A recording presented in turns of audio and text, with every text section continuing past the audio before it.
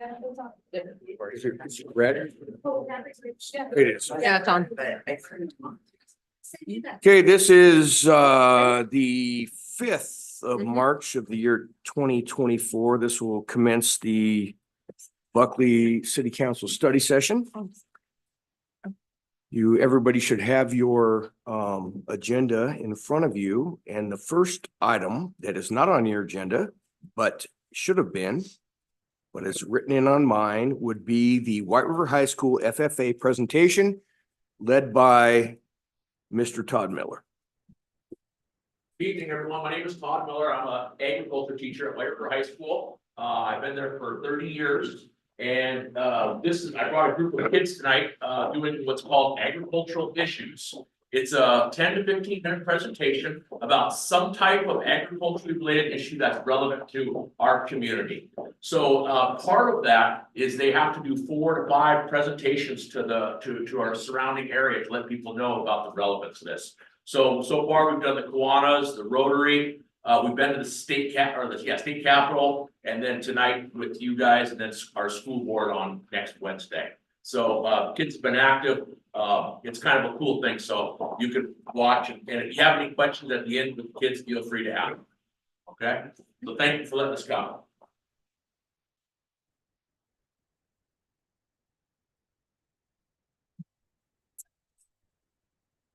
Good evening from the Capitol. I'm Taylor Bozeman from Waffle News, and I welcome you to this debate. Farm Bill, cultivating change. Does the Farm Bill meet the needs of agriculture in 2024? The Agriculture Adjustment Act of 1933 was part of the New Deal, which has evolved into the Farm Bill as we know it today.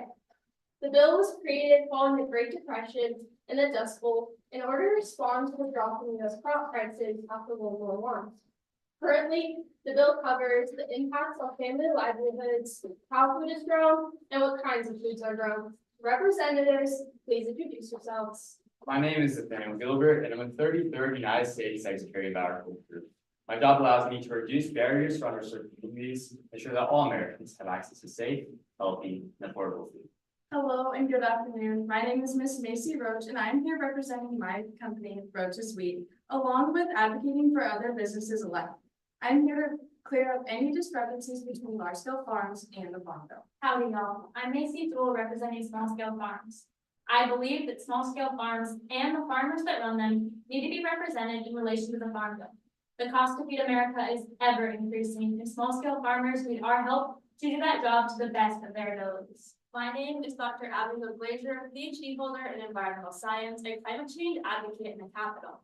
I previously worked in the Capitol fighting for environmental change and hope to continue to fight for our planet throughout the period of this debate. Thank you. For the record, I decide on the topics and the questions in each topic. I assure you none of the questions have been shared with the commission or coordinators. Quickly, I would like to thank our sponsor, White River FFA. We may now begin. The Agriculture Adjustment Act of 1933 was created with 3 original goals: to keep food prices fair for farmers and consumers, ensure an adequate food supply, and protect and sustain our vital natural resources. However, that was 90 years ago. It's time to open up the discussion. Does the Farm Bill meet the needs of agriculture in 2024? As a small-scale family farmer, I do not believe that the Farm Bill meets the needs of agriculture in 2024. The Farm Bill's original purpose was to provide farmers financial support. This support was done through subsidies, which is money granted by the government to assist an industry or business in keeping commodity prices low. While subsidies are still happening, that money is not being seen by small-scale farmers. Most farms are small, however, the majority of the production value is from large-scale farms. These farms are the ones seeing the government assistance promised by the Farm Bill. If the goals of the Farm Bill were being accomplished, we would see that effect on both the income of small-scale farms and the percent of value of production. If the Farm Bill was meeting the needs of agriculture in 2024, small-scale farms would be receiving the assistance they need. Just because a small-scale farm is not receiving the assistance that they want does not mean the needs of ag are not being met in 2024. The needs of ag are being met through the subsidies. Subsidies are there to help cover the cost of farming because, as we all know, farming is very expensive. As a large-scale farm, I've received great amounts some years and little to nothing other years. Therefore, when a subsidy is necessary, it is provided. The Farm Bill does not meet the needs of agriculture in 2024. When the Farm Bill was originally created, climate change was not as prominent as it is now. The only environmental issue we really saw was the Dust Bowl. Now there are bigger things at stake. Now we see rising temperatures, wildfires, acidity, and other damaging disasters.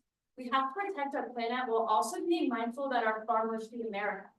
The money from the Farm Bill is the biggest financial aid from the federal government when it comes to the climate crisis. The Farm Bill could and should support climate smart innovations, and it could protect and sustain our country's vital natural resources for generations. Since the 2018 Farm Bill was extended by 1 year, the 2023 Farm Bill is actually still being revised and worked on.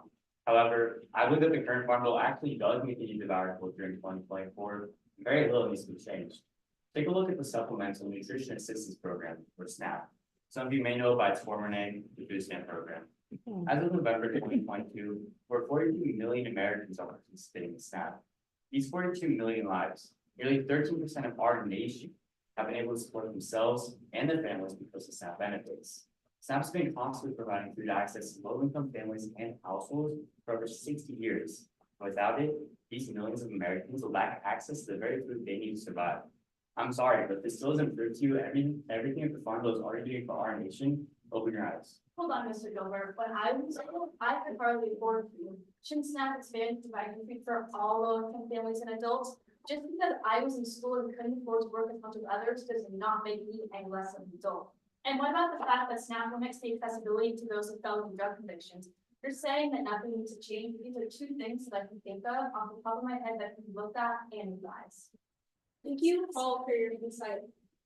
The Agriculture Adjustment Act of 1933 was created with Miss Jewel, Mrs. Roach. The original intention of the Farm Bill was to keep the prices fair for farmers and consumers in order to support them in their day-to-day operations. So my question for you ladies is, how does the Farm Bill guide and affect your day-to-day operations? The Farm Bill sets up guidelines for farmers to keep us safe and operate. The Farm Bill sets up more crop insurance opportunities and options, has programs like the ARC and PLC, which are all there again to help us farmers out. They also set rules and regulations so we aren't overworked and underpaid. If we're supposed to be protected from being overworked and underpaid, as you say, why do I have to seek outside of farm employment just to make ends meet? I'm very sorry that that comment did not apply to you, but I'm not in control of how much you are receiving, therefore that is not something I should know. But something I do know about is that there are many ownership loans, trust funds, and loan limits again to help us farmers out. But is your big fancy business climate friendly? I'm very sorry, Dr. Lidger, but the climate is the least of my worries. I'm here to provide for the citizens of this country. Why did you ask me? Why did you ask her? Whoa. I worry more about sustaining the earth than destroying it for money. I worry more about feeding the citizens of this nation. I worry more about whether I'm going to receive the assistance I need, which are clearly things you don't have to worry about, Ms. Roach. Farming is expensive, and it's even more expensive with the rising costs of this day and age. Roughly 88% of farms are small-scale family farms, which means that potentially 88% of farms are without government assistance trying to feed the citizens of America, while large-scale farms such as yourself are able to comfortably rely on your farms alone. The Agriculture Adjustment Act of 1933 was replaced 5 years after its creation. Since then, over 10 sections of the Farm Bill have been added, changed, and revised. Do you believe that there's anything that needs to be added or changed to the next approved version of the bill? Continuing to change the Farm Bill even more than it already has contained, which is nothing but give us all headaches. I genuinely believe everything that can be done for the Farm Bill is already being done. Title II of the Farm Bill addresses conservation. Title I addresses commodity programs. These are just 2 of the 12 titles in the Farm Bill. I mean, the current Farm Bill is already over 500 pages long. We all still want to make it longer. I don't know why you can't just be happy with what you already have instead of throwing yourself to the piggy party and focusing on the very few aspects of agriculture the Farm Bill doesn't already cover. When and if the Farm Bill gets approved again this year, we have to be mindful of the environment. I cannot stress enough how detrimental climate-related disasters can be to agriculture. We have to address wildfire mitigation, protection for watershed quality, reduce soil erosion, tackle ocean acidity, and poverty alike. Practices that can tackle this issue head-on could be agroforestry, precision ag, GMO production, and similar practices. And I know 10% of all US emissions come from agriculture, yes. But by practicing sustainable agriculture, we're able to tackle these issues head on. However, this is expensive. We have to be able to provide some sort of support for our farmers who are choosing to sustainably farm. I mean, the Farm Bill accounts for $500 billion of all federal spending. Surely we can give some of it to the farm prices. Before we conclude this debate, I have one final question for you all. Do you believe that the 2024 Farm Bill is going to provide this support for farmers and consumers alike? Ms. Bozeman, you mentioned earlier the Farm Bill is creating a key food crisis fair for farmers and consumers, ensuring adequate food supply. I can confidently say that the Farm Bill is already doing this. A study by the USDA's Economic Research Service provides evidence that increasing spending on SNAP benefits would actually help boost income for the agricultural industry. By expanding food access to SNAP participants, more and more farmers and producers are provided with more and more economic opportunities. Many farmers markets across the nation currently accept SNAP benefits, which can support this opportunity growth for farmers.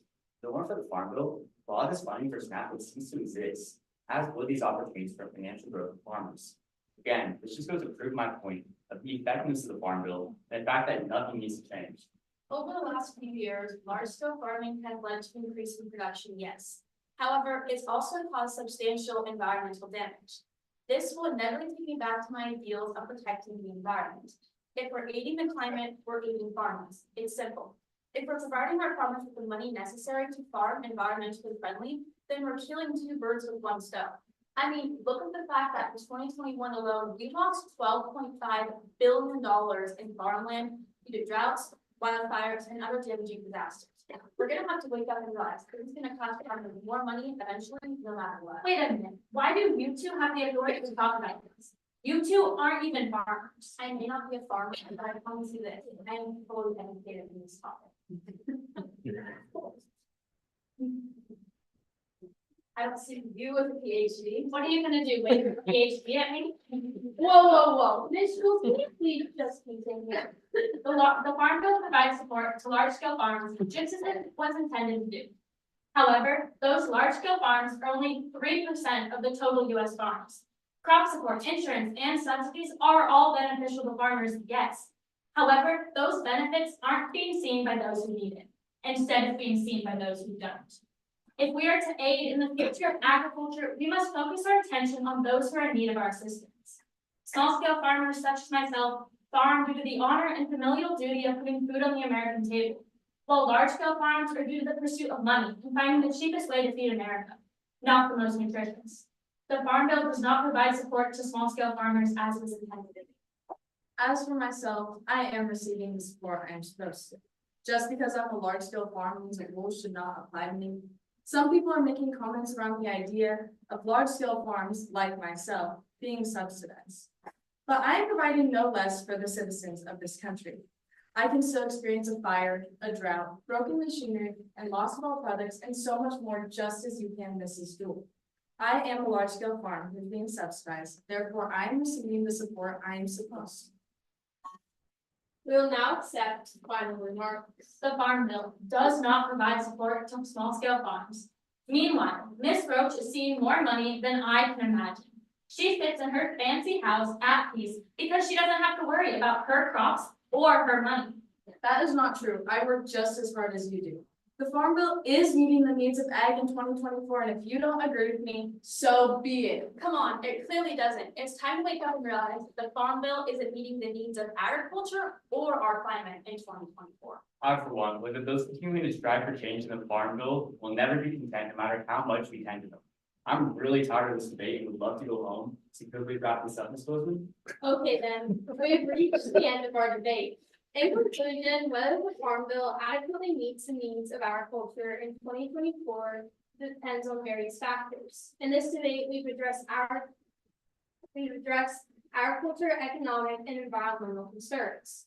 Mrs. Jewell expressed how her needs are not being met as a small-scale farmer because of the lack of support and resources provided by the Farm Bill. Dr. Glazer explained how it is not meeting the needs of our climate. Mr. Gilbert addressed nutrition programs such as the SNAP program and its effectiveness to meet the needs of millions. Ms. Roach explained how her needs are being met as a large-scale farmer. Thank you for coming. Now it's for you to decide. Does the Farm Bill meet the needs of agriculture in 2024? Thank you. Let's give them a round of applause. If these children, these young people are in FFA, they should also be in drama because that was outstanding. And I recognize at least one young lady that I've known from the past. That was very good. Mr. Miller, that was outstanding. That was really good. Questions for them? I don't think it's being met. How did you guys pick your roles, like who you were going to be? I don't know, just really, like came up with people we wanted to like have in it, and then you're just like, I'll take that one. And I think in the end of it, we all represent, or at least for like me and Abby both, represent things that we are passionate about outside of this. Because Abby does in fact want to be an environmentalist and cares so much about the climate. She wrote her speech about the climate, all of that. And I know that coming from the standpoint of being involved in agriculture for a very long time, it was very easy for me to pick being a small scale farmer in this skit. Yeah, for me, I didn't even know what SNAP was really before I started. I knew the idea around it, but I didn't know the name of it even or like what it all entailed. So when I started researching the Farm Bill, it was really something that jumped out at me. I knew I wanted to include it as much as possible in this presentation because it is a lot of Farm Bill. It's around 70% of all Farm Bill goes towards the SNAP program. So I wanted to bring it up, so that's why I chose this song. But a few more pages to it might help the small farmer.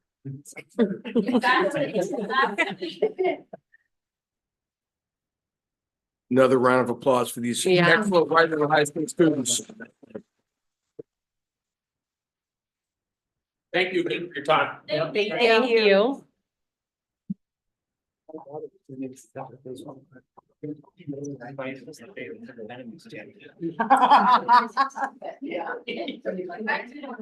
The next item on our agenda would be comp plan updates, Sarah with Frameworks Consulting.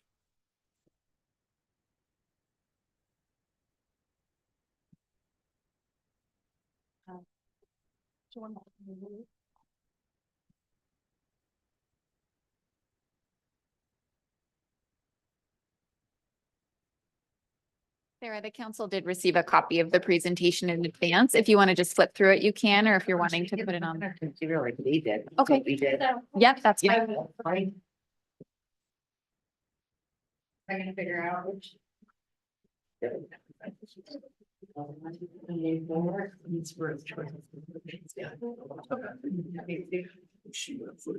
Yeah, she went for else, yeah. Yeah, yeah, they're a great example, yeah. Yeah. That was quick. everyone, I'm Sarah Business and. Feel free to come sit at the table if you want. That way you can. Or you can bring a chair if you need to toggle. That way we can hear you. Oh, yeah, no, absolutely not good. Let me just grab my. Mouse and then I can. And Sarah, for some context, she works with Framework Consulting, who is working on the comp plan, but also just finalized the pros plan for us. So she's been working with us for the last couple of months, I guess almost 6 months at this point, Yeah. and has been integral on that team. So we appreciate her being here tonight. Thank you. Yeah, and Jeff sends his regards. He had 2 other meetings to attend to tonight, so we're all over the Puget Sound region tonight. Okay, so let's see, did that work? Oh my gosh. Great. Okay, so I'll go through all this pretty fast. I think what we're gonna cover tonight, can everyone hear me? Sorry, okay, great. Is the comp plan timeline, and then we will talk about, oh, okay, all my slides got mixed up. The community vision, which I'd love to get some to kind of confer with you guys about. And then talk a little bit about the growth strategy and zoning comparison, and then finally our future land use map strategy, which we've been developing further since the last time we talked to you. So This is what we're looking at in order to complete our comprehensive plan by the end of 2024. And so we've really been looking at what was built out to date with Emily and some of the other folks who have been doing your long-term planning in the past to make sure that we get this completed by the end of 2024. And you'll see that includes obviously creating a draft plan, a final plan, and then doing our zoning code updates and our SEPA checklist before our final code and plan adoption at the end of the year. So we've got a lot to accomplish, but this is kind of how we're planning on getting there. Okay, so moving on to the community vision.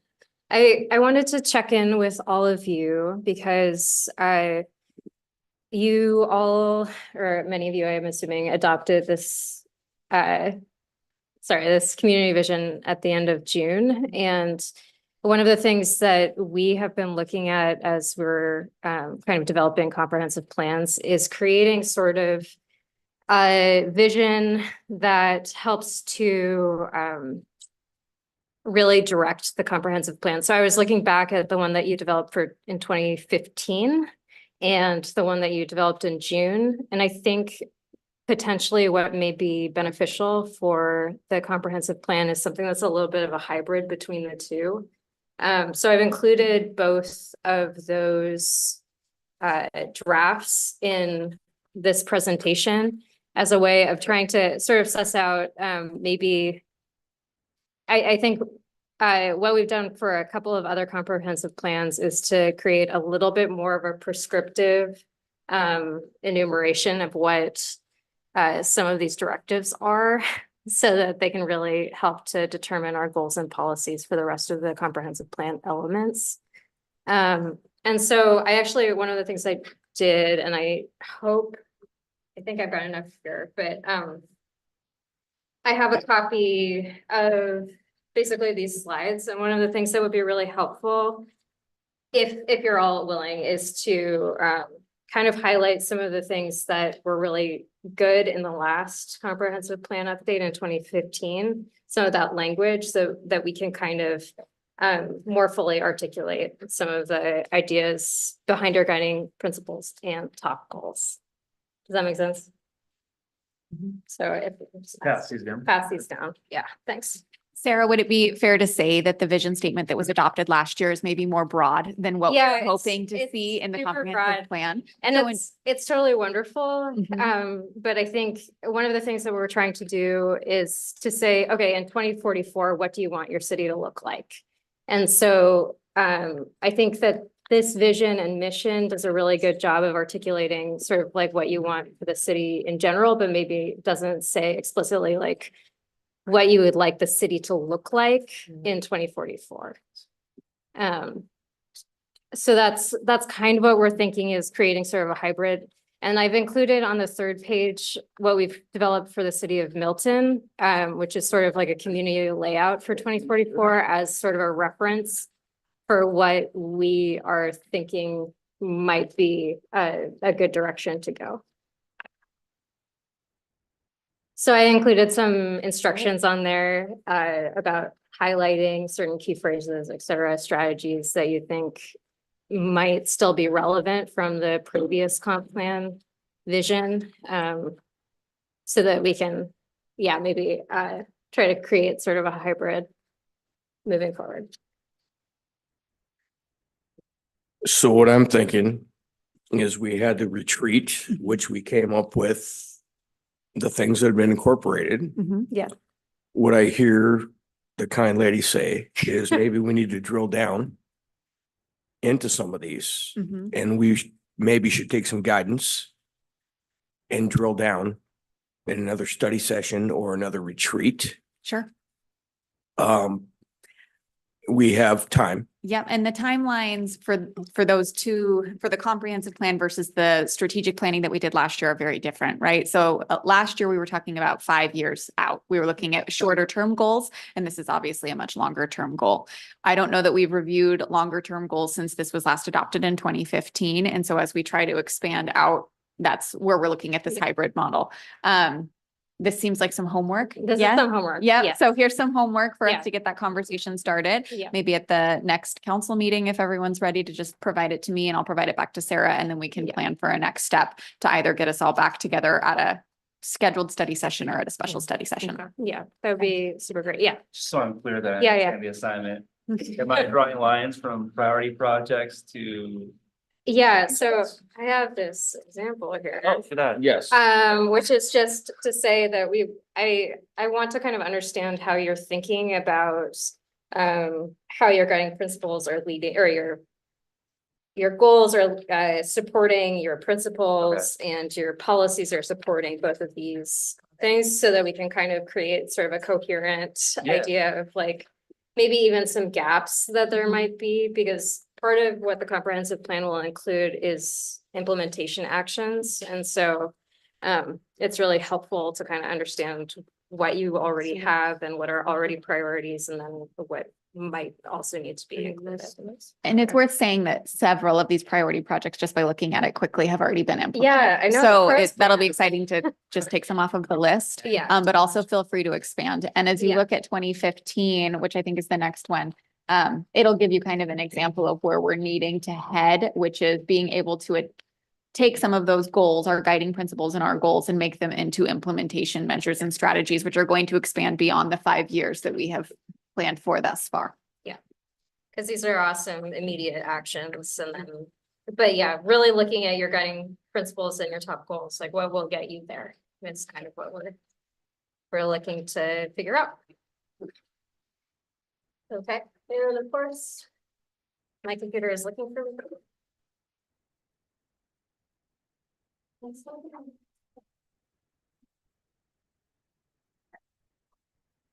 For homework, and I can grab them from you later. All right, moving rapidly ahead. So yeah, so like this is an example from Milton. We've created a pretty highly graphic community vision, and the idea is that part of what we're trying to do with the comp plan is to create a sort of volume 1 that is incredibly approachable for folks, so that they can see it and kind of understand what the guiding principles of the city are, and you can use them as cut sheets, etc. So that's what our. Okay. So moving on to really the meat of the Growth Management Act, and what we're doing to create a land use strategy. I know that Jeff talked about this the last time that he came and met with you all, but we are accommodating 1080 new jobs for 424, or sorry, 2044, and we are set to meet that. So we're not super concerned about that in terms of our future land use planning. One of the things though that we have found in the community visioning survey that you all completed and had almost, I think, 400 respondents, which is amazing. It's just that there's kind of this mismatch between the amount of industrial land uses versus commercial land uses, and this desire for there to be more commercial and a little bit less industrial potentially. So yeah. Is one of these where we are now? Sorry, on slide 12. Yes. No, so this was responding to the survey question, which was just asking folks for all the different types of land uses. Mhm. Do we have too much? Do we have too little? Or do we have about enough? And so it's a little bit hard to interpret these results, but basically, we're seeing that generally speaking, people feel like there are too many industrial land uses, about right mixed use land uses, a little bit too low non-industrial commercial land uses, and too low open space. So that can help to kind of determine how we proceed with creating our future land use map.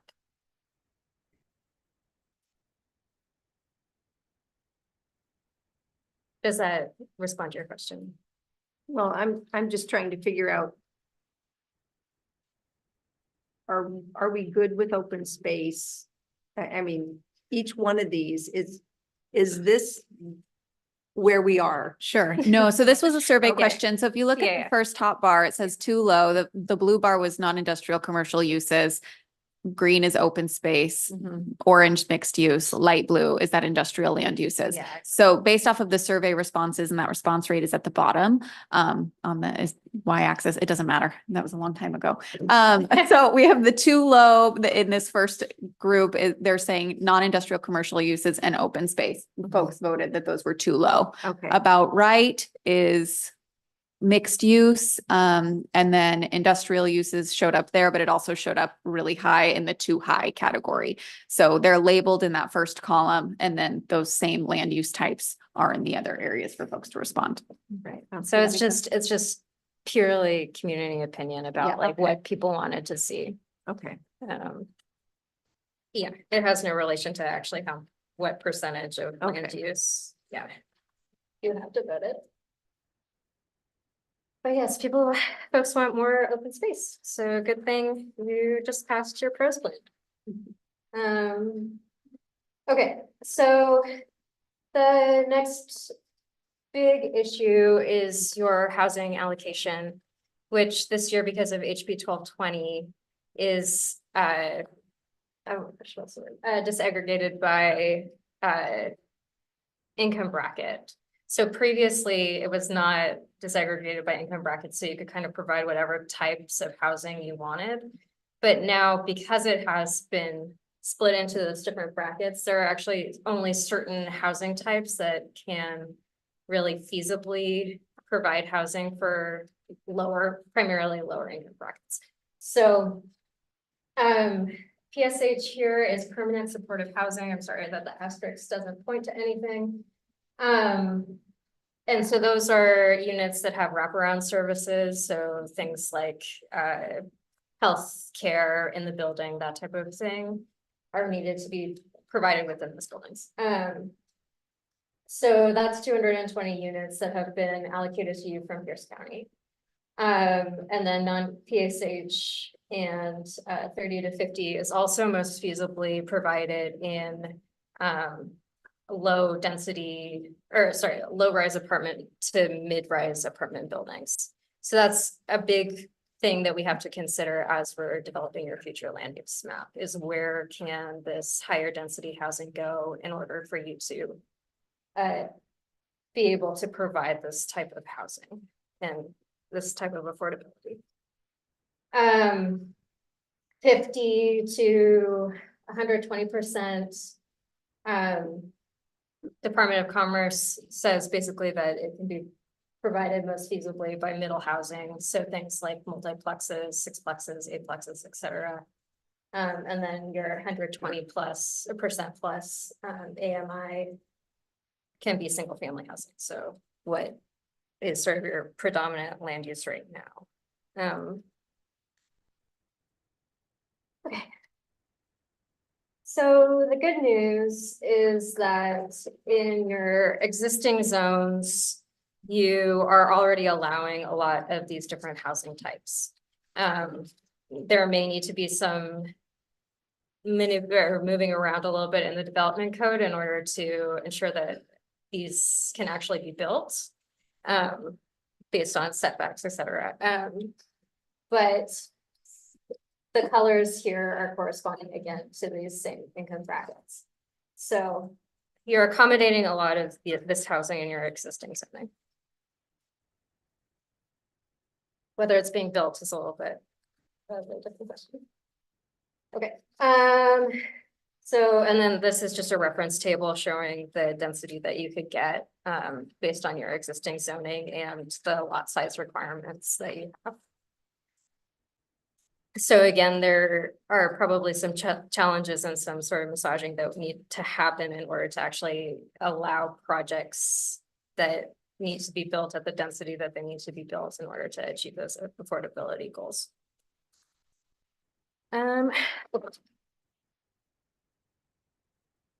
Cool. So this is what we're thinking for our future land use strategy. And just to preface, the future land use map we have, for this iteration, been looking at slightly broader land use designations than, say, your zoning map. And the reason for that is that later down the road, when you want to, say, update your zoning, it means that you don't necessarily have to amend your comprehensive plan. And so we are choosing these sort of more like broader umbrella designations to give you, again, a little bit more flexibility. But one of the things that the flume does do is it determines whether you are going to be in compliance for achieving your capacity targets. So it helps us to define what the sort of density that we should be looking at is. Okay, and also this is the potential urban growth boundary that I think you're in the process of proposing. So there may be more land in the future to play with. Okay. All right, so this is what we're looking at. And you can see on the side some of our new designations that we're proposing. We have historic downtown commercial, which is pretty consistent with what is the existing historic commercial. Corridor mixed use is a new designation, and we're looking to combine some of the existing light industrial areas as well as more area on the corridor. And the proposal up at this point is to have more of that high density housing in parts of this area. So, and then neighborhood hub residential would be more like your high density residential, but I'll go through each of them individually. Okay, so as I said, this is pretty consistent with your historic downtown commercial. And I can pause at any point if anybody has any questions or suggestions. So again, corridor mixed use is going to be most similar to the existing neighborhood mixed use, but potentially at a little bit higher density. And we're thinking again about this being around 30 dwelling units per acre. So it's slightly higher residential capacity in certain parts of this potentially. As in 30 houses? or 30 units. So per acre. So it's a big step up from what you have right now, but pretty typical for a low-rise apartment building. So yeah, and if it's helpful, I realize I didn't include it in this slide presentation, but I can include more of like what that looks like, what those building typologies would look like, because it's a big step up. Do you know, and this might not be a question for Yeah. you, so we have these targets to meet with. Yeah. So how does that impact like traffic impact studies or like all of, I mean. Yeah. Meeting targets is great, but if there's nothing done about traffic, then that doesn't make sense. Infrastructure. Yeah. Yeah, the Yeah. infrastructure, yeah. And our role right now is to try to look at all of that holistically through the comprehensive plan. Okay. So in order for us to meet these targets for both employment as well as housing units, what are the infrastructure improvements that would need to be made for us to reach those goals as well? And then that would go into the transportation and the utilities chapter of the comprehensive plan. But then some of those we can't do because it's 410, right? So then that means Yeah, we have to it- rely on the state to Yeah, make there is a barrier there infrastructure with 410. improvements. Well, we did apply for a grant and we are also still potentially receiving funding through the state in order to try to move that project along Okay, quicker yeah. than the state might be willing to on their own. Okay. So we do still have some say, and certainly as developments come through, if those projects are put into our planning process, we could potentially leverage resources to have those improvements made as well. Just want to make sure I'm reading the map right. So on 19, the corridor mixed use extends up 410, but on this Yeah. one, it kind of stops here at the bend. Is Yeah. this like today's Oh, sorry. Yeah. uses versus what proposed is? Yeah, so after page 19, I am putting the hatched marks over the existing zoning. Okay, So that you can see what we're suggesting compared to what exists right now. okay, So, yeah, so for instance, the corridor mixed use is going over what is existing, or I think it's corridor commercial. I'm sorry that I didn't expand those descriptions, and, high density residential. So it's sort of combining those two zones into one. So the future land use map has designations on it that are meant to be an umbrella for several zoning designations that live underneath. okay. So for with the exception of maybe open space, for every land use category that you see, we would have further breakdown in the zoning map, which then would transfer into our development regulations. What goes in the comp plan is the future land use map. And then on a regular basis, the council has the ability to amend our zoning map and our development regulations through different policies. Okay. So the future land use map, in theory, shouldn't change over a 20-year period. It can, we still have some flexibility. We can amend our comp plan legally up to once per year. But in a perfect world, under GMA, it wouldn't. And so that future land use map would be that longer term vision. And then you get into the nuances by each zoning district. So what this is showing is the zoning map, which is going to include more types of zones than the future land use map designations, which are by the hatch. So once we approve that, then we're stuck with it, right? For the future land use map, you can amend it every year, But I but mean, then we could have Mhm. told the developer, no, we don't want those 30 houses there. Versus now where you know what I mean? yes, it would transfer into, that would be more into the zoning code. So the example that I like to use the most for this would be future land use map. If we go on page 19, corridor mixed use, where we're looking at, is that where I'm at? Sarah, yeah, corridor mixed use.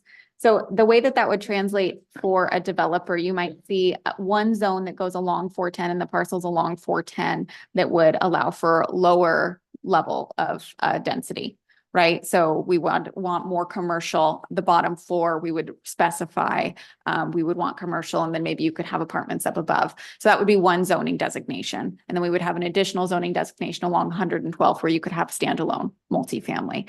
Once we approve the future land use map, the next step will be for council to decide exactly how many units you want to allow in the different zoning districts and where you want those to go. So we talk about 30 dwelling units per acre, which is a lot, but that would be an average over the zoning districts. And we would be able to decide where we would want those to go. Another option would be that we don't want a land use or a dwelling unit count that is that high. And then we just need to be looking at where we're going to make up that difference elsewhere in the city. Because we have to meet the targets. Correct. What happens if we don't? Well, it's all dictated by the market. So there's a good chance that we go through all of this and don't. I mean, But is there like we meet our- sanctions against cities that don't meet the growth targets by, I'm just asking. I No, mean, it's a fair okay. question. So we right now are in a good position to meet our growth targets with a lot of our current zoning. The issue is with that affordability component. So our job now is to find a place and an option for these units to go in order for our comp plan to be certified. If it doesn't get certified by PSRC, we cannot compete for transportation dollars. So Okay. that's the carrot and the Okay, stick. got it. But ultimately, a lot of cities are grappling with this right now. We're being put in this position to put targets in place and allow densities that the market isn't necessarily moving towards. It's going to be the private market that dictates a lot of what happens in the future. And if we do not build exactly what we are designing to build in this concept, no, there's not going to be a sanction. We could say that this is the location that we want, a really dense neighborhood, right? Mhm. And then a developer could come in and say that they're going to build a lower density, maybe within that quota. We wouldn't deny that necessarily. I say that, and then there's a caveat. We could put minimums in place too. So there is a lot of flexibility Okay, with how we alright. implement this in the long term. Yeah, to demonstrate a good faith effort. I have a Good faith question. effort. They got 410 and all this corridor mixed use and neighborhood has. For the state to do anything to make 410 usable with more people coming in, they're gonna have to widen it. Which means the land on each side is gonna be taken. So what happens to the businesses we've got along there now? Where are they gonna go? We did receive funding this year through the Safe Streets for All grant in order to do the design for 410. And I do not believe that the initial design looks like widening it to 4 lanes, like you would see in Bonnie Lake. We are looking at a series of roundabouts as an alternative. And so that is something that's going to be happening simultaneously this year as part of the design for 410 in order to accommodate the higher targets. But the problem with roundabouts, it doesn't let side streets flow in. It's supposed to, but it's not gonna happen. Anybody's out there during high peak traffic, those people just keep going. And the light changes, the only reason the people get on to 410 from the side streets is because of the lights. You have the roundabouts, they're not gonna give. I've been out where there's roundabouts and they're supposed to give and they don't. So what are you gonna do about that? Roundabouts sound wonderful, but there's several cities that put them in and tore them back out because they don't work. Plus, you've got to have a lot of space to put a roundabout in.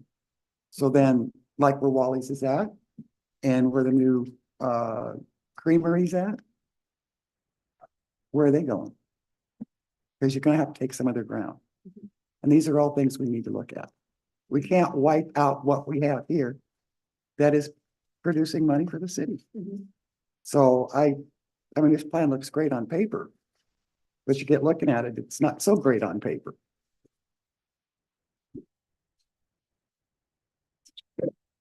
I don't think that the state's gonna ever be able to do anything with 410. We have an inconvenient truth about a cemetery as we go towards King County. You cannot, Oh, boy. you'd have to go up and over. Right? And like Councilmember Bender says, you'd have to eliminate some people's businesses in order to widen it. It's not going to be widened. And the inconvenient truth is we all complain about the traffic on 410. I think it's flowing great now. And you say side streets? Yeah, I'm on the west side. I sit there for 5 minutes and that is a trade-off to get that traffic flowing. Yeah. And I don't see anything that can be done with 410 at all. I mean, without tearing up everybody's business, and you can't go north because unless you go up and over the cemetery. And then you get into King County, it's a whole another different thing. Other questions for our guest? We have a few more slides. I don't think she's done. I'm No. just where we're at.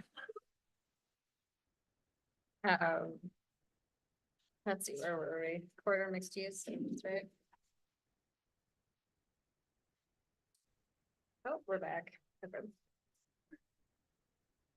Okay, cool. And then if we get to page 22, Courtney was talking a little bit about a new commercial flex zone, or sorry, designation, basically that, what we've been discussing is, and again, kind of looking back at that community survey, wanting a little bit less of the light industrial, thinking about more of the, maybe expanding the uses in that area so that they create maybe even a more welcoming sort of entrance into Buckley. So thinking much more about sort of how they're positioned on the lot and how they interact with the street over potentially what the uses are.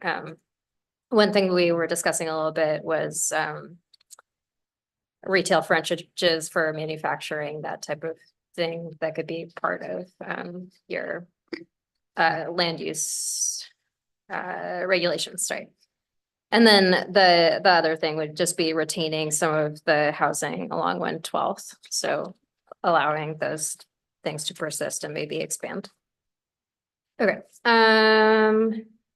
Page 23, downtown mixed use is just a little, it's consistent with the existing neighborhood mixed use area. It would just be having a little bit more of a tailored approach to that area that responds to downtown.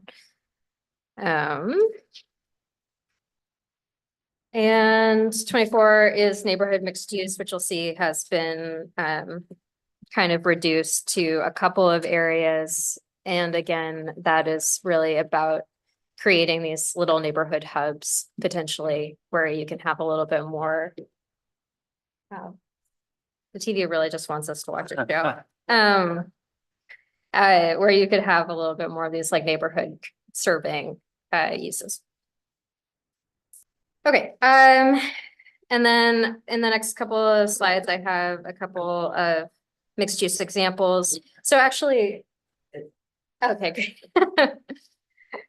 So the one in the bottom left is probably a pretty good approximation of what that 30 units per acre would look like. It can be about 3 stories and have retail use on the ground floor. So depending on how we write those land use regulations, we can have something that's kind of looks something like this and feels a little bit more approachable for Buckley. But this is also just to show there's a huge gradation in what you can get in terms of what mixed use can look like, from this example of Bay Hay and Feed, which is from my hometown of Bainbridge Island, to that higher density example. Okay. So that gets us into neighborhood hub residential, which is most similar to your existing high density residential. I think 20 dwelling units per acre. I haven't updated this recently. It would probably be closer to 12 to 18 is what we would be looking at as our maximum density. Okay. And then neighborhood residential, page 27 is pretty much your existing or 20,000, 6,000, and 8,000. So your existing single family housing.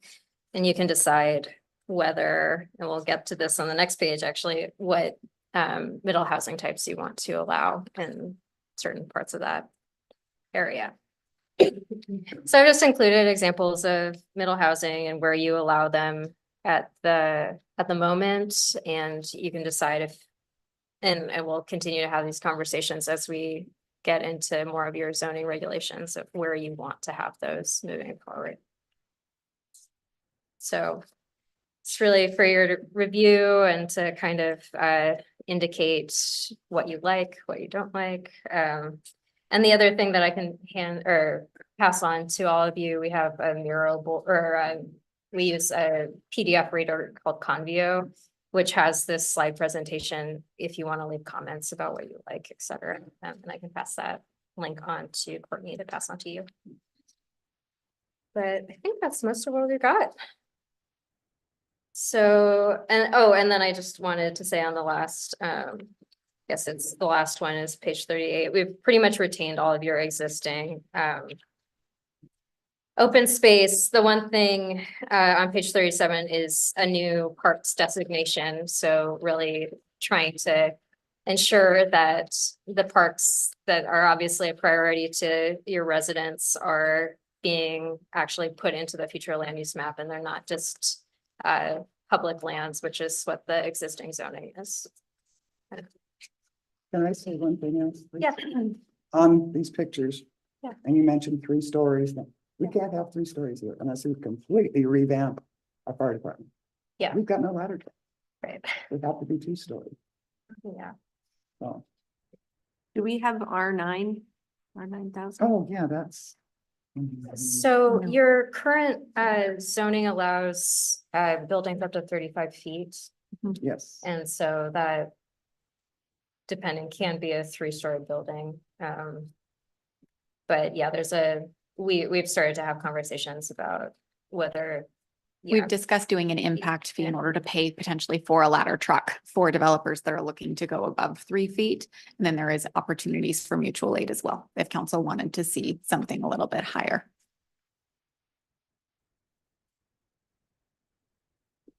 That was a good question, Councilmember Bender. Yes. A good call and a great answer. Anybody else for the kind lady? What is our homework deal? Okay, well, this is. I don't want to be. Yeah, bring it back to me. How about sometime this month at one of the council meetings? I will say that right now this is being reviewed by the planning commission as well. So we're doing kind of a simultaneous review. You will see this again. This is one of 6 chapters, I think, that we're going to be touching over the next year. But this is arguably one of the more important because the decisions made here trickle down to the decisions that we'll end up making in the other chapters. So first glance at it, and if you could bring your homework back in the next month, that'd be great. Yeah, and I'll pass on the slides too, so you can do them at the same time and just be super efficient. Anything else? Thank you, Sarah. Thank you. Thank you all. Thank you. Next is review of current development projects with Mr. Farnsworth.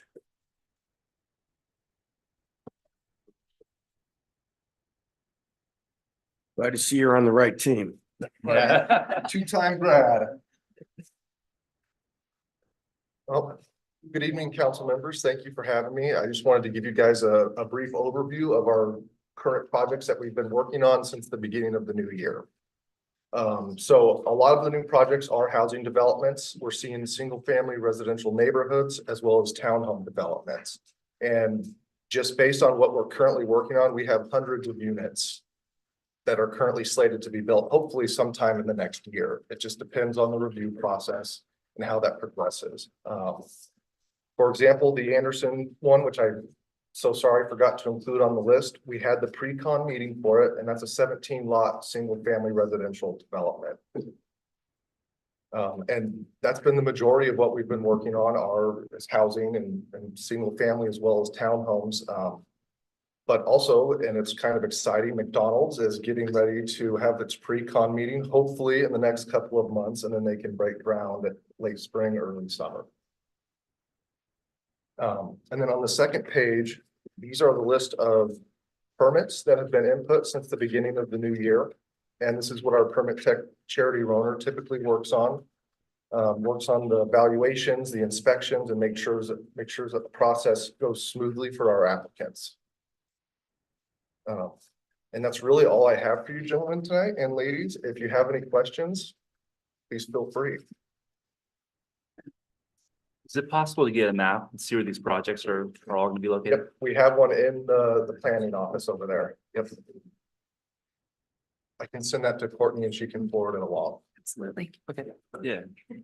On page 1, I noticed Mulligan's Clubhouse. I saw that on the public notice thing, and it sounds to me like this has something to do with, well, I actually looked it up. It is going to be a facility with a golf simulator. Yes.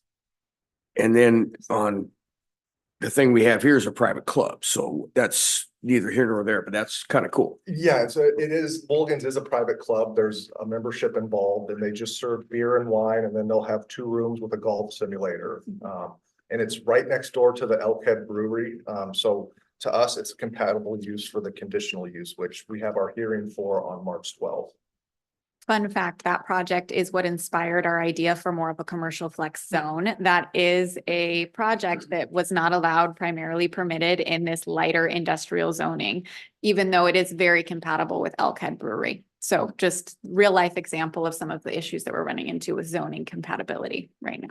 I think that's outstanding for this community when you have got to go to the city or something else for a golf sim, or you go to Enumclaw to throw axes. I mean, you could, this is a great, this would be a great addition, to this community. Any questions for Mr. Farnsworth before we let him go? No, so it is allowed in the zone with a conditional use permit, which is basically an additional review and hurdle for the applicant. That if we allowed it primarily through a commercial flex type of zoning, they wouldn't have had to have gone through that process in front of the hearing examiner. Anything else for Mr. Farnsworth? Thank you, sir. Thank you. Next is traffic code revision amendment of Buckley Municipal Code 3.50.060. And we have the esteemed Mr. Miller. Thank you. Good seeing everybody this evening.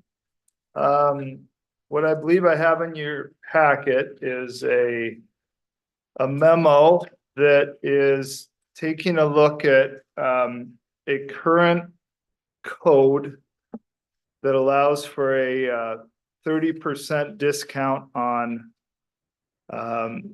street impact fee, sometimes called traffic impact fee, sometimes called TIF. It's all the same thing. The city instituted the current 30% allowed discount for certain qualifying uses. I believe by ordinance in 2018, May of 2018 via ordinance number 07-18. And, you know, the text of the ordinance is the text of the ordinance. My recollection at the time was City Administrator Schmidt, in discussions with myself and other staff, the thinking was, well, the city's revamping its impact fee code, updating a study, taking a new fresh look at it, looking at peak trips, which really drive traffic capacity as opposed to average trips, which was the former way that the city assessed traffic impact fees.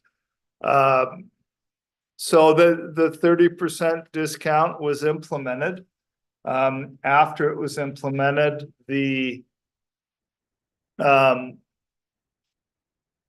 city, through the services of Grant Osborne and a sub-consultant, prepared a new traffic impact fee study and brought the study forward. The city approved the new fees, and then it turned out in order to implement the new fees, the city needed to adopt a new element of the comprehensive plan, element 5, the transportation element.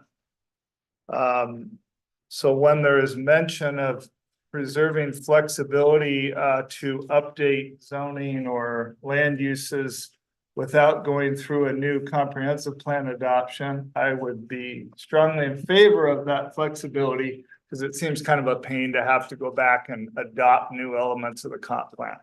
Case in point was a traffic impact fee. Well, the new comp plan element was adopted. The new fees went into place based on PM peak trips. But the 30% discount is still in place. And so the new study identified 17 transportation improvement projects totaling about $20.4 million, 17 projects. Based on the methodology that's allowed by state law, the consultant, Transportation Solutions, was able to do an assignment of a split of that total of $20.4 million into what the city, the existing city, residents, citizens, needs to come up with, and then how much could be paid by growth, would be paid by growth. And this is based on formulas, and it's all spelled out in the traffic study. It has to do with trips, the more trips being added versus the trips already here. So the split is about 16 million for the city and about 4.3 million from growth. So that's about a 79%, 21% split.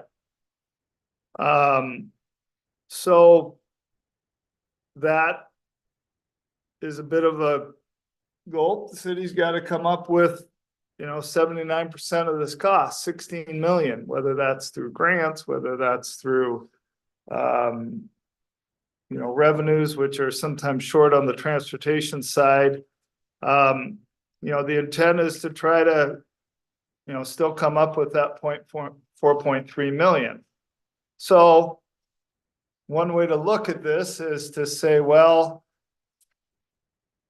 if the 30% discount remains in place,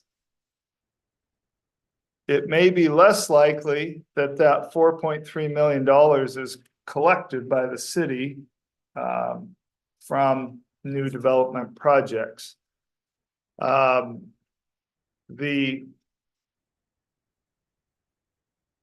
the other side to the argument as well, that 30% was in place to encourage development and encourage types of businesses to come in. So I have two examples these are just examples on what actual dollars are, what types of dollars. This isn't theoretical. McDonald's, their 100% fee, $307,818. They're eligible for the discount. That's the current code. They have submitted their building permit. They are vested under the code. They get the 30% discount. That's the current code. Their discount is $92,346. So they're chipping in $215,472. So that $92,346, if the city did not have that discount, the city would get that revenue, would have obtained that revenue. A potential future project in the city is a Starbucks that I know was here one time before, it didn't go through. They could come again. Their 100% fee is about $136,800. Their discount would be about $41,000 if the 30% stayed in place. So I will tell you that the projections to try to get the $4.3 million doesn't only come from commercial businesses along the corridor. That some of that funding comes from residential. They pay a set rate for they don't get a 30% discount. That's just that's what they pay, and it's always been that way. But it's a balancing act. I mean, you guys are elected to make hard choices. I wouldn't call this an easy choice. I think you've got something to balance and consider. And I'm really here more for the technical and numbers side to try to lay out for you. This is what it is. This is what it might mean. I suppose there's other options. I suppose maybe it's not 30%. Maybe it's 20. I don't know. You guys can pick. I will tell you the 30% number was, in my opinion, a bit of a you pick. There was no real. It just maybe sounded like, hey, 30% is a good incentive to, maybe someone could argue, well, that's the reason McDonald's came, as they knew they were getting that 30% discount. I don't know. I don't know what their thinking was, but do any of you have any questions on? Oh, any smaller cities or like us, are they giving this discount? No. There are cities that do, but I'm a little reluctant to. It's a little hard to kind of line up Buckley because one of the things we had, and I can even bring it back to you guys, when we did the traffic study, we compared where Buckley was among a bunch of cities, I think like 50 other cities. And the new fees were pretty much in the middle. It was fairly well situated in the middle. Are all of them about the size of Buckley? No, there's various sides, but it was just showing on a per trip basis what the fees were. Well, I'm just looking for, we're starting to get a little bit of growth. And if we, I understand we're gonna lose money, so it's kind of a pig in a poke here, guys. Do we say we want all the cash we can get, but we don't want to start running off some bigger businesses that in the long run is actually going to bring us more cash than your versus commercial. So I think that's kind of what we've got to look at. This reason I was wondering if there's any smaller cities that are Yeah, I'm just saying it's a little hard to compare because even if they have a discount, if they had a higher rate to begin with, that may be a consideration. I would think that most of the cities that have lower rates, or lower per trip rates, when I see rate, and I don't know how many, I don't think the comparison show what the discounts are, but, it also, you know, presumably, for the most part, cities that have higher fees are trying to fund maybe larger transportation projects. I mean, I don't.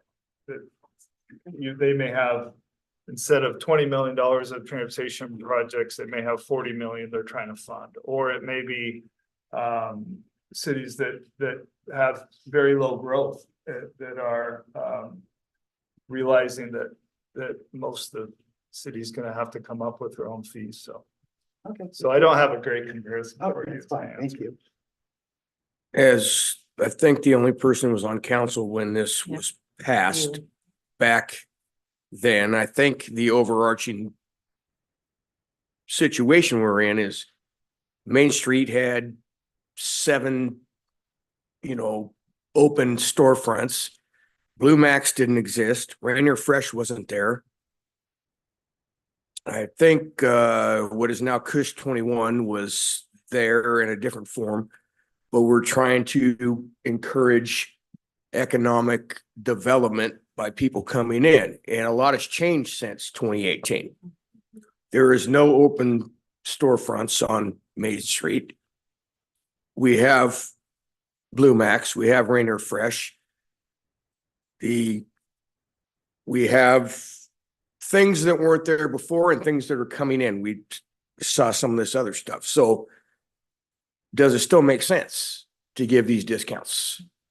I say no. I again, it's been a while. I'm just trying to remember when I sat right there what it was that we did then.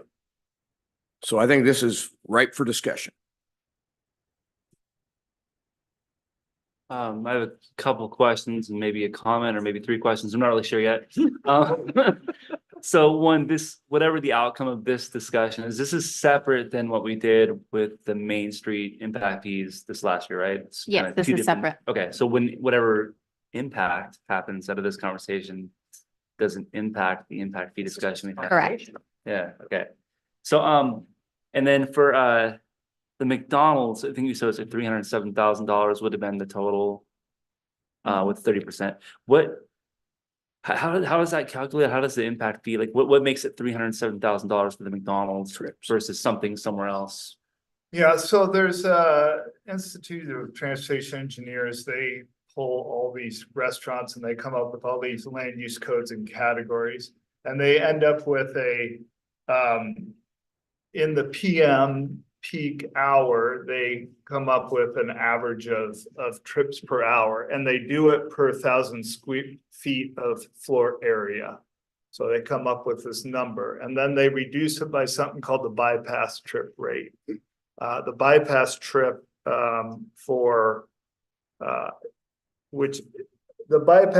the theory there is that the cars are going to be there anyway. And so for something like McDonald's, I think for a fast food restaurant, I think it's about 50%, which is based on the numbers and all the data that shows is that 50% of the people going to McDonald's are on the road to go to McDonald's, and 50% are on the road anyway and see McDonald's and go to McDonald's or know it's going to be there, but they're already on the road there. I can tell you, coffee shops happen to be, like Bigfoot Job, I remember when they came in, their bypass trip rate is a lot higher. And the thought is that most coffee places, people are on their way to work and they stop in the place they like to get coffee or way home. And that's where they stop and get coffee. So there's formulas involved. The city has a whole schedule with all these land uses of all these possibilities. They don't always capture every possibility, but there's a lot of them that are covered under these various land use codes. And I know that, you know, the marijuana dispensary one, the data wasn't there for a while, but they came up with a new one with some data. So we were able to, when Green Door moved over there off of Mundy Loss, and that happens to be one of the businesses excluded from that discount when it lists, I don't know if you guys read that, you know, that, and I think some bars and Children. I don't know about golf simulators, but I don't know if that one's in there. Private club, we'd call it a private club, so maybe that's what. Okay, so, yeah, I mean, I understand where you're coming from, like, you know, do we want to just give a discount that could be drawing businesses in, and you reap the benefits later, and I mean, that makes perfect sense, so. I don't know, maybe I would be hesitant to just do away with any kind of discount. Is there any like analysis that's been done to look at if there's any different rate that makes more sense, or is it just kind of like, hey, let's just figure this out? It's, you know, it's like reading the market. It's tough with market forces. It's tough that,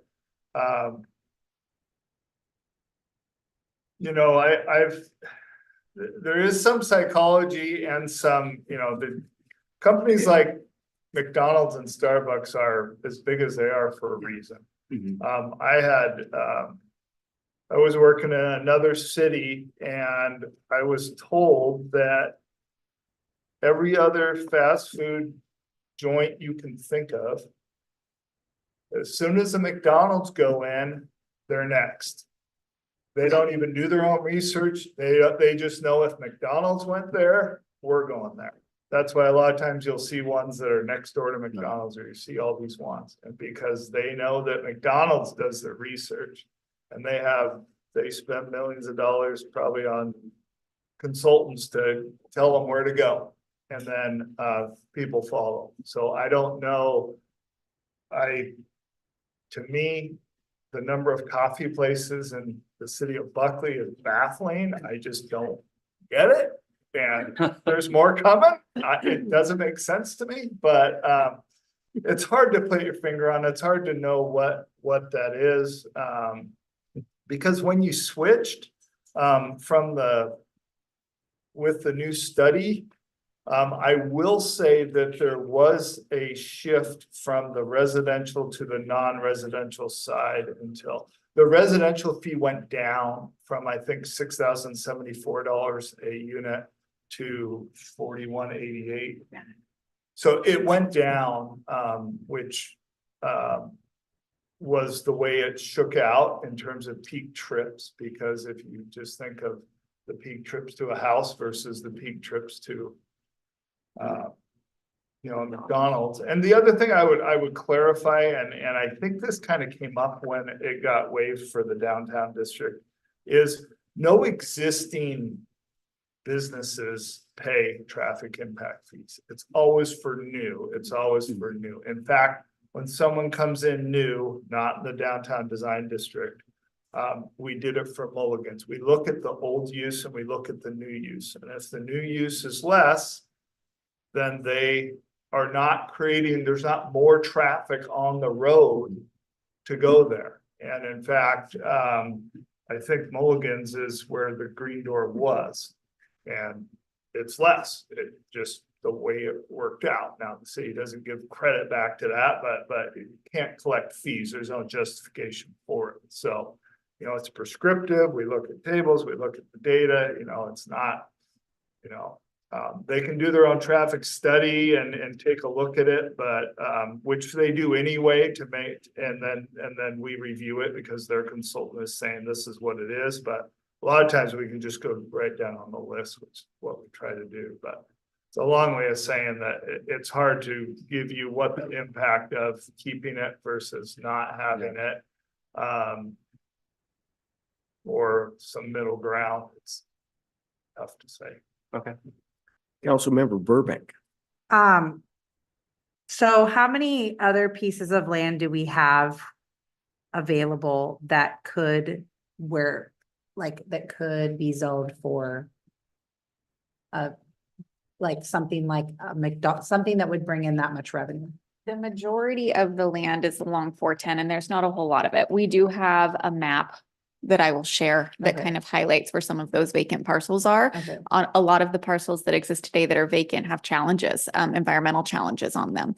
And so not a ton. We're not probably going to see 15 fast food restaurants come into Right. town unless it's removing or demolishing an existing structure and replacing it.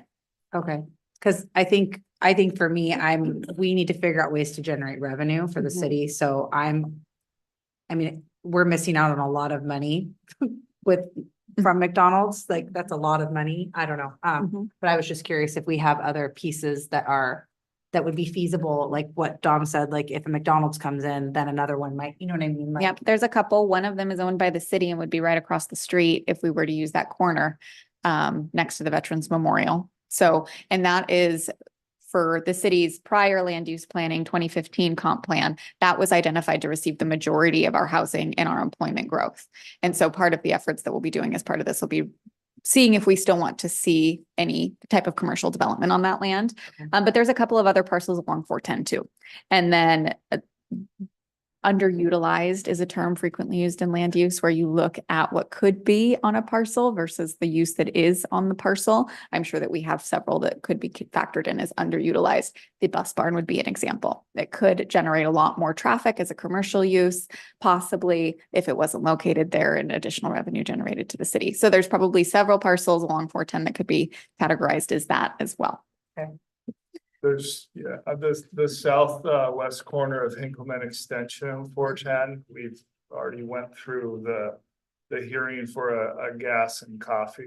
It's called Buckley Gas and Coffee. I don't think that'll be the More name coffee. of the business. More coffee.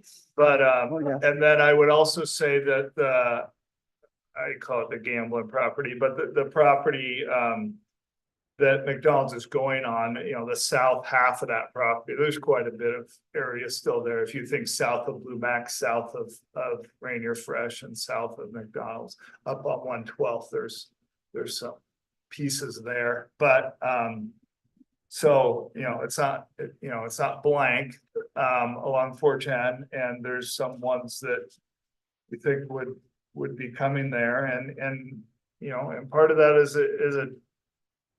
is a timing issue too, the timing, right now, the real revenue on the street impact fees is from the residential side because so much is coming in. That is a pretty steady stream of income.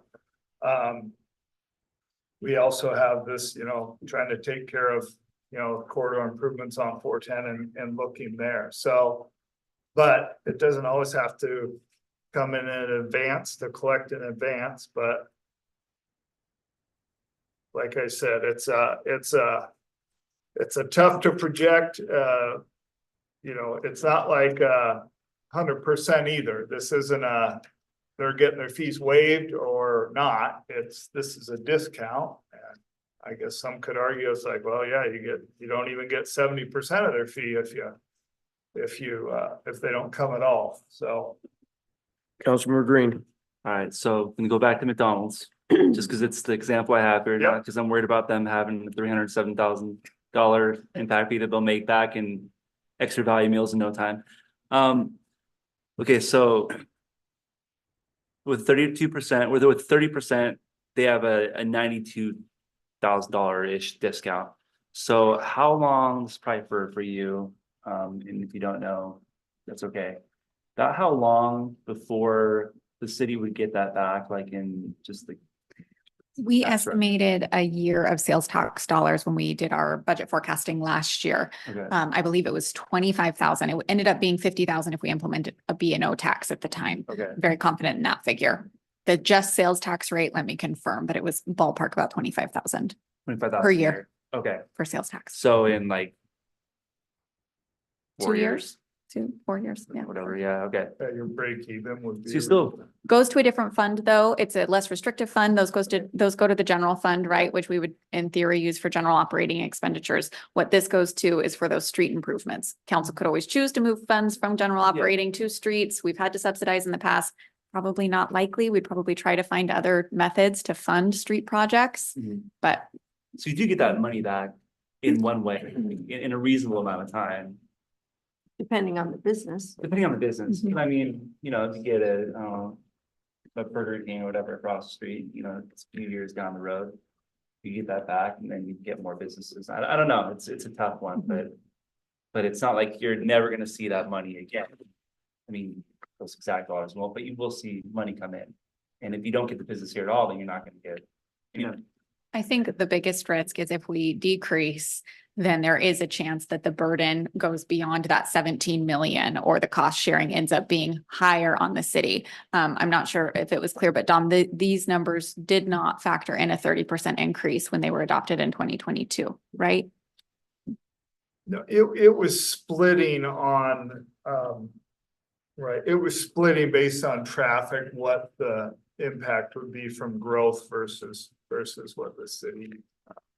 You know, it was trying to do the old adage of growth paying for growth, so that was. That was the split on what the fees did based on the traffic out there. It was not assigning or getting a specific revenue with or without a discount. So But could, it would just be, you know, in theory, it just, you know, it's more. You know, and maybe part of that is looking at that 4 million and looking at maybe what's on the books for residential on, well, how much, even the stuff in the hopper from Chris Farnsworth designation, how much is coming in, but it's really hard to project. Even on the available uses, what the use could be, there's so many different permutations on what it could be, I guess. You know, at some point, I just assume coffee's gonna stop coming, but I could be wrong. It could keep going. I would just ask my colleagues to remember when this 30% discount was passed in 2018, when things were not good here and things have improved exponentially. And I'm not saying we get rid of, I think the purpose of this is to revisit the 30%. And I'm not saying you cut it to zero. What do we cut it to? We can come back with a total of what we've collected to date and what we project to collect with the residential and existing commercial development coming in. That way, you know what the delta is and what we're trying to tackle reasonably through these transportation projects. So that's doable Yep. to Absolutely. give us the data Mhm. so we can revisit what was done in 18 at 30 to what we need to do in 24. Yep. Councilmember Bender. Almost lost my train of thought. You know, I mean, if we did low it, say to 20. We could always come back and change it. We find out we're not getting the businesses that we're actually hoping to generate. Sure. So, Sure can. but it's not written in stone that it has to stay that way. Okay. Councilmember Orsano. Does this take away like our tool to bring economic development in? Like our neighboring cities, we're so far behind it. What's the incentive to come to Buckley?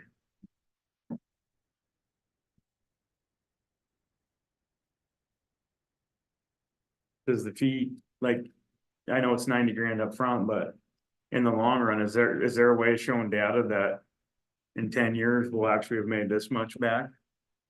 Versus, you know, I would like to see more data for a decision making more than just this memo, I guess. Sure. Yeah. Let us think about that. I think that's where we're gonna get. Yep. Anything else for Oh, yeah, one more. Councilmember? And if it's, I would like to see if it's for one district, if we're voting for it to be all included, not just Main Street settled out. I think Main Street's doing just fine, and if we're gonna have it fair, it should be for all businesses in the whole city, not just one area. That's just my 2 cents. Anything else? Thank you, Mr. Miller. And our last item is review of biennial budget ordinance, which will come before us coming up. Last year, we took some extra steps in our budget planning process in order to set us up to be able to adopt a biennial budget. And what a biennial budget is an effort to plan a budget for a 2-year time frame. The biggest thing that this does on a return is save staff time in year 2, typically. What we're finding is with our size of a team, the annual budget planning process is just a heavy lift. It seems like as soon as we approve it, we're back for the following year. And so this just gives us a 1-year break. There are many cities. I included a link in the memo that outlined all of the other cities that currently operate under a biennial budget process. There's small cities, there's large cities. There are listed benefits as well as some concerns that other cities have expressed with adopting a biennial budget. One concern might be that you're unable to forecast for extended periods of time. We've been able to look at historic data in order to inform our forecasts, so we're pretty confident that we can do that in a 2-year time frame. Further, the other issue that they mentioned on the MRSC was that budget amendments might take longer than what we're expecting. And so you're not really saving that amount of time. I would encourage council to consider that we could always go back to an annual budget if we do not find it to be beneficial. But given our size of city, our number of line items, I think it's unlikely that we're going to have so many amendments that we don't end up saving time overall if we choose to adopt a biennial budget. So in order to move to a biennial budget, we do need to adopt an ordinance saying so. That is attached to the memo for your review tonight so that we can start planning for this 2-year effort. We need to start that sooner rather than later. So we are asking for direction from council this month in March. We'll be bringing this back at the next council meeting. If you choose not to move forward and continue the annual budgeting process, we will not be able to adopt a biennial budget until 2027. So they have to be adopted in an even year and begin in an odd year so that everybody on a biennial budget cycle is on the same cycle. So with that, happy to answer any questions. So all of us, except for our Councilmember Burgess, have served on a committee at some point in the past. And we all know when the budget cycle starts, because we approve the budget optimally in November. And if we had to, it'd be December. And then we go to have Christmas and New Year's and all that. And then it's back to business as usual. And then in the summertime, we start getting it. So like 6 months later, it's starting to get ready to do another one. And this makes perfect sense to me. The state of Washington does a biennial budget. Our United States Congress can't seem to pass a budget, but that's neither here nor there. But I think this would be like the city administrator says, we have a small amount of employees to turn around this thing for every committee to get a briefing. Some of it's a public hearing, all this stuff. If we could do a 2-year budget, nothing says if it's not working, we can't go back to do an annual budget again. I mean, I think this is good. It makes perfect sense to me. Anybody else? Councilmember Green. I like the idea of a 2-year budget. Just one question. So with all the deficit talks we're having, would having that like biennial, would that like get in the way of, I don't know, planning for that to cover that deficit? No, so we will plan for it as part of the biennium. And so we will be showing you a 2-year budget, what it would take for cumulative reserve dollars or other tax dollars in order to balance a budget. So it really requires that we look more long-term. One thing that other jurisdictions have found is when they move to a biennial budget is that it actually decreases overall expenditures and controls spending. Because many of our requests, when you're looking at an annual budget, people are just thinking 1 year and ahead. This forces departments and the council to look 2 years and ahead and think more long-term. A lot of our projects too take multiple years to fully execute. You see every annual budget, we're rolling over, it seems like half of it.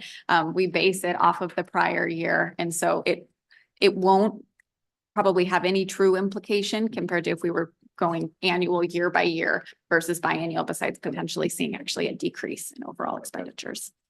So we would pass it this year. Yep. Have a heck of a budget 2025 and then talk about it again 2027. Is that the idea? Yes. So 2025 and 2026. So there would be some things that we would say, and for 2026, this is what we're going to do, Gotcha. right? And that's why this line item is higher here. We've talked about options to increase revenue, that will certainly be a discussion as part of the biennium. And some of this will be the strategy for when we go after certain voter measures, likely in 2026, but those wouldn't be reflected until 2027. We will have a separate presentation this spring as to why our recommendation would be to wait until 2026 to bring a ballot measure forward for property tax. But there are other options that council could choose to take forward instead if you wanted to increase revenue sooner. Decreasing services is another part of that conversation. So once we get those totals, what it'll take to balance 2025 and what it'll take to balance 2026, we'll share those numbers with you. And then same thing as last year, we'll talk about how we're going to close that gap. Councilmember Burgess. So basically, every other year, it will be budget, everybody working on the budget. And then they'll have a year smooth sailing as long as we're not spending more than what is budgeted. And if something is, if the expenditures are more, what do we do? We are required to do a mid-biennium adjustment. So every year you will still see the line items, and we will bring back any adjustments at that time. So you'll still touch the budget as regularly as you do right now, really. But there won't be quite as much planning on an annual basis. Okay.